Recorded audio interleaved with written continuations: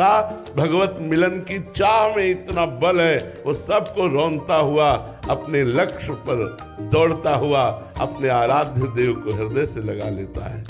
यहाँ किसी और सपोर्ट की जरूरत नहीं है।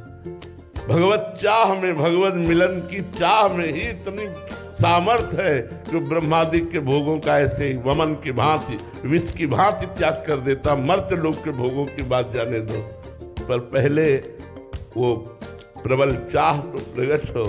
तो नारायण हरिभजन में ये पांचों न सुहात, विषय भोग, निद्रा, हंसी, जगत प्रीति, बहुबात, इनको पहले छोड़ो। इन्हीं के छोड़ने में समय है, भगवान के मिलन में समय नहीं। वो तो हृदय में बैठे इंतजार कर रहे हैं कि कौन कब हमसे मिलना चाहता है। लेकिन जो भगवान से मिलना चाहता है उसकी केवल एक चाहत होनी चाहिए, केवल श्री भगवान। अगर कुछ और है तो पर्दा डाले त्रिगुण माया का हृदय में ही बैठे, वो नहीं मिलेंगे। केवल श्री भगवान की चाह तो पर्दा हटा करके प्रकट हो जाएंगे। इसलिए भजन मार्ग को पुष्ट करो।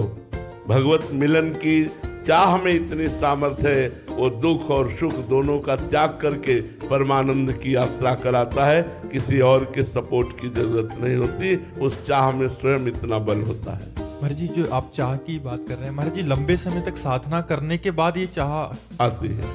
हाँ, ये ऐसे नहीं आती। जब सब विषयों का राग नष्ट हो जाता है तभी ये चाह पैदा होती है। पहले तो हम भगवत प्राप्ति के लिए जो विषयों का त्याग करते हैं, अंदर से विषय भोग की इच्छा रहती है, विषयों में सुख बुद्धि रहती है, पर हम भोगते इसलिए नहीं कि हमें भगवान की प्राप्ति करनी, इसे त्याग कहते हैं।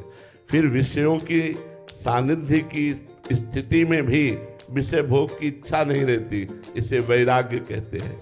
फिर विषय है ऐसा बोध भी नहीं रहता, इसे उपरति कहते हैं। त्याग, वैराग्य, उपरति, इसके बाद चाह प्रकट होती है। अंतिम चाह हो गई, फिर क्या, भगवत मिलन की लगन लग गई, चाह हो गई तो सतरति सतरत सा लोकांतार्यति। जिसके अंदर कोई चाह नहीं है, केवल भगवत मिलन की चाह है, कोई बहुत बिरला महाको एक पाव भगत जिमे मोरी, कोई ऐसा बिरला भगत होगा जिसके अंदर भगवान की चाह, अन्य चाह नहीं। अन्य चाहों का नष्ट हो जाना।